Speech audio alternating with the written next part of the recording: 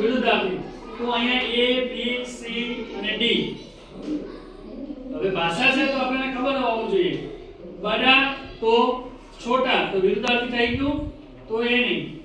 ગલત કેવી પહેલા આ પ્રશ્નને બે વાર વાંચવાનું ના ખબર પડે તો કાં તો ત્રીજી વાર વાંચવાનું. ગલત જોડ તો બડા છોટા એ સાચી છે. સચ જૂઠ સાચું અથવા ખોટું એ પણ સાચી છે. નેક તો બેઈમાની નેક એટલે સારું બેઈમાની એટલે દગાખોર તો ત્રણે ત્રણ સાચી છે. તો વધ્યું કયું? ડી. કયું વધ્યું? તો આપણે ઓપ્શન ડી ને આપણે ટિક કરવાનું છે મૂળ મૂંઝવાનું છે. બીજી વસ્તુ મહેશ ખા રહા નહીં. પ્રશ્ન વાક્ય બનાવતી વખતે રેખાંકિત શબ્દની જગ્યાએ કયો વિકલ્પ આવશે? તો મહેશ ના જગ્યાએ આપણે કયો શબ્દ મૂકવાનો?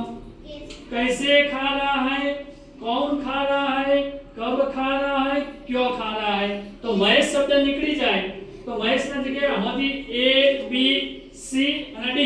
તો અહીંયા મહેશ ના જગ્યાએ કયો શબ્દ મૂકીએ તો આ પ્રશ્નાર્થ વાક્ય આ પ્રશ્ન સાચો બને? कैसे. ચલો તારું કેવું कैसे? બીજા કોઈનું કેવું कैसे? બીજા કોઈનું કેવું कौन. તો ખરેખર મહેશ એ નામ છે. શું છે? નામ. તો નામના જગ્યાએ શબ્દ વાપરવાનો એક કોણ આવે. કોણ કયો શબ્દ આવે? તો કોણ ખા રહા હૈ. અને હૈના પાછળ શું મૂકી દેવાનું? પ્રશ્નાર્થ ચિહ્ન. તો પણ અહીંયા તો આપણે શું કરવાનું છે? કશું કરવાનું નથી. આપણે તો A B C D. તો આપણે શું આવશે? B. લિંગ પરિવર્તન કીજીએ. લિંગ એટલે સ્ત્રીલિંગ અને પુલ્લિંગ છોડી અથવા છોકરો સામાન્ય જોઈએ. તો વાઘ છે અહીંયા વાઘને હિન્દીમાં શું કહેવાય? બાઘ. તો બાઘની ઘરવાળી અથવા બાઘની ઘરવાળીને આપણે શું કહેશું? બાઘી. બાઘા બાઘા તો બાઘી શું આવશે? તો આપણો આન્સર શું છે? ડી. તો આપણે શું ટિક કરવાનું? ડી.